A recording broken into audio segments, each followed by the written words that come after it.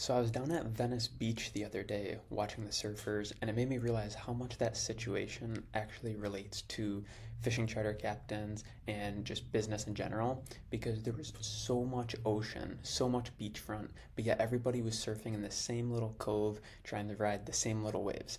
And it seemed silly to me at first, but then I realized how much it actually made sense. Now I'll show you what I mean by this. And I drew this little picture here for you. And I know it's a little bit different. We actually have a whiteboard and stuff now instead of just my little handheld one because I'm actually at the school headquarters right now. So I get to borrow the whiteboard in the podcast room.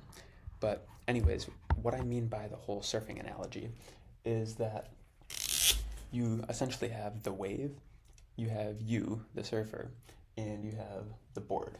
And the wave is like the market. So the wave is the market. It's like the whole industry and like your local charter market, if you think of it like that, like your competition zone, I guess you could call it. And then the board is like your business. So just in the same way that surfers refine their boards, make little adjustments and stuff so that the board rides better and stuff, it's the same way that you make adjustments to your business to make it run smoother.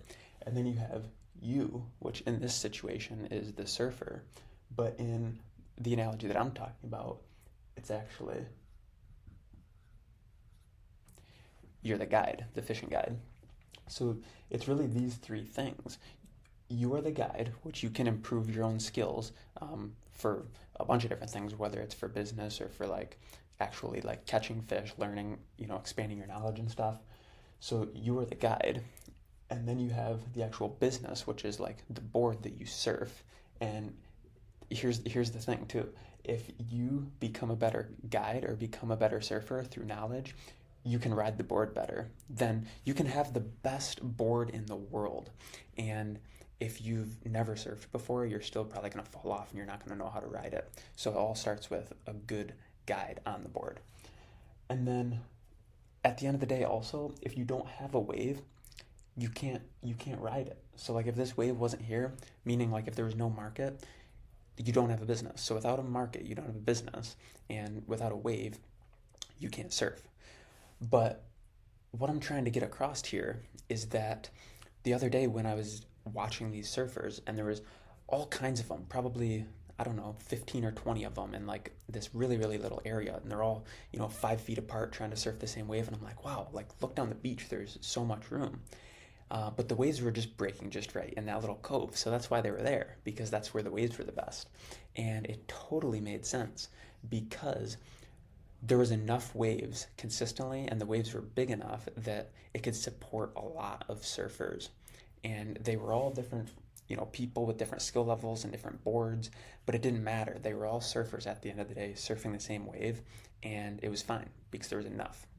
And that's really just the point that I'm trying to get across here. With fishing guides, it's so cutthroat out there. People take it so seriously. And not that it shouldn't be taken seriously, but in most situations, there's plenty enough wave that multiple people can be riding the same wave. And at the end of the day, just do your own thing. Focus on, building your knowledge up and just improving your board over time.